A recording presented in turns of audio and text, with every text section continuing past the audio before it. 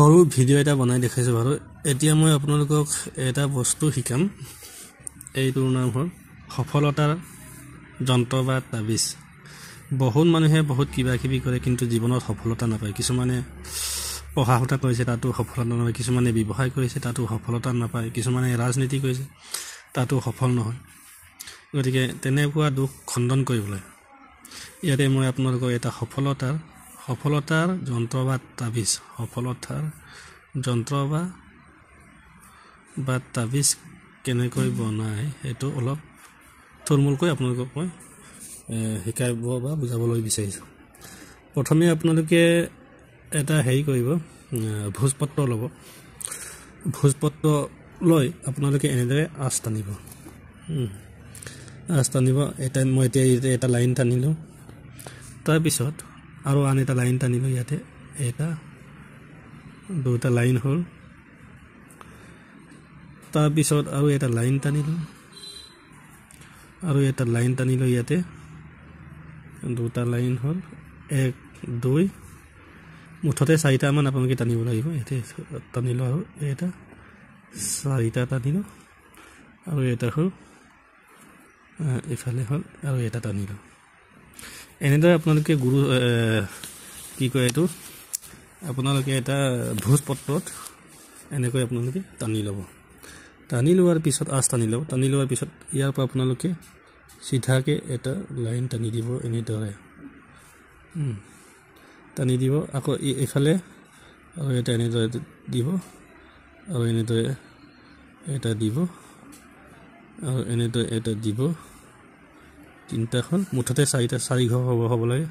গোটেই নোযোৱাৰ বাবে মই ইয়াতে অলপ পঢ়াই দিছোঁ বাৰু এনেদৰে তাৰপিছত এনেদৰে টানি ল'ব মনত ৰাখিব আপোনালোকে এই কামটো কৰাৰ আগতে আপোনালোকে অষ্টগন্ধ ধূপ কৰ্পূৰ কুমকুম সেন্দুৰ গুৰুচনা গুকুলো বা আপোনালোকে অশ্বগন্ধা এই গোটেইকেইটা জ্বলাই ল'ব লাগিব জ্বলাই আপোনালোকে এই যন্ত্ৰটোক আপোনালোকে প্ৰণাম কৰিব লাগিব যন্ত্ৰটো বনোৱাৰ আগতে ধূপ জ্বলাব চাকি জ্বলাব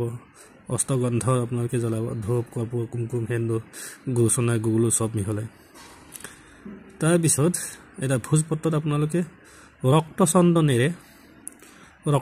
মানে চন্দনে ৰক্ত মানে লাল আৰু ৰঙা চন্দনেৰে আপোনালোকে বা ৰসেৰে বা যদি ৰক্তচন্দন নাপায় আপোনালোকে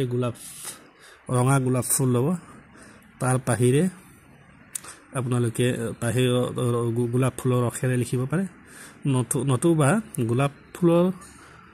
ফুল পানীত মিহলাই তাৰ ৰস লিয়াই আপোনালোকে লিখিব পাৰে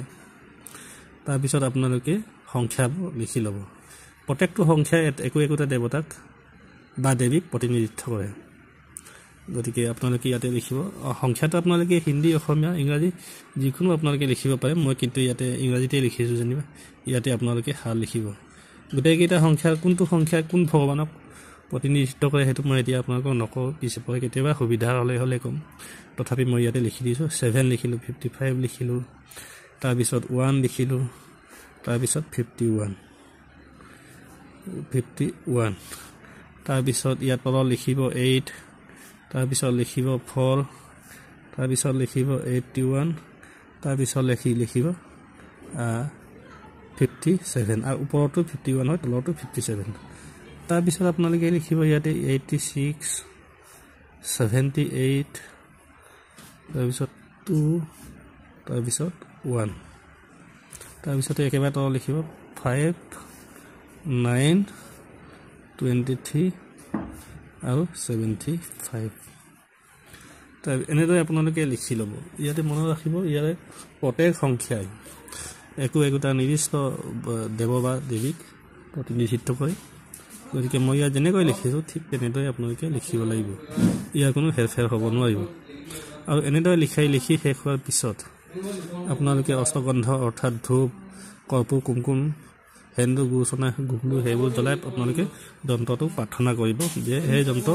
মোক যেন সকলো ক্ষেত্ৰতে সফলতা প্ৰদান কৰে আৰু তাৰপিছত তলত নিজৰ নাম লিখি দিব অমুক লিখি আপোনালোকে এনেদৰে লিখি আপোনালোকে পকেটতো লৈ ফুৰিব পাৰে বা বেগত লৈ ফুৰিব পাৰে নতুবা আপোনালোকে যিকোনো মুগা চুকুৱাতে হওক বা কাগজতে বা প্লাষ্টিকতে বান্ধি হওক বা তাবিজতে ভৰাই হওক আপোনালোকে ভৰাই শৰীৰত ধাৰণ কৰিব পাৰে আৰু ধাৰণ কৰে ইয়াৰ পিছতে আপোনালোকে ইয়াৰ প্ৰভাৱটো দেখিবলৈ পাব আপোনালোকে যি কামতে হাত নিদিয়ক যি কামতে আং নাবাহক ৰাজনীতি হওক বা ব্যৱসায় বাণিজ্য হওক বা শিক্ষা দীক্ষা হওক বা কোনোবাই চাকৰিয়ে বিচাৰিছে বা কিবা কৰিছে সেই সকলো ক্ষেত্ৰতে সফলতা পাবলৈ এই যন্ত্ৰই আপোনালোকক ভগৱানৰ আশীৰ্বাদত সহায় কৰিব ধন্যবাদ